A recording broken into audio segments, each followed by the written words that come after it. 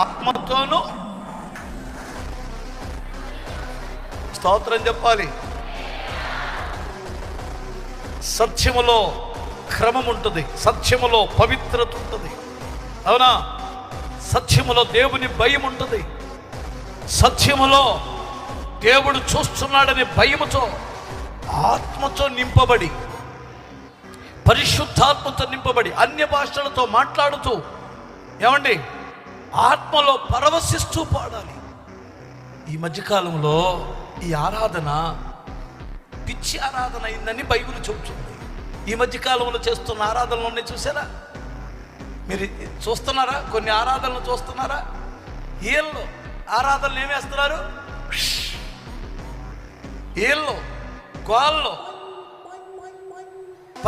పైటలు తీసి, అది పైటలు కాదు, అదేంటి, సున్నీలు. ఆడపిల్లలు సున్నీలు తీసి సిగ్గు, లజ్జ, సీము, రక్తం అన్య జనుల కంటే ఘోరంగా చేస్తున్నారు. ఆడపిల్లలు, వయసు వచ్చిన పిల్లలు సున్నీలు తీసి తిప్పుతారు.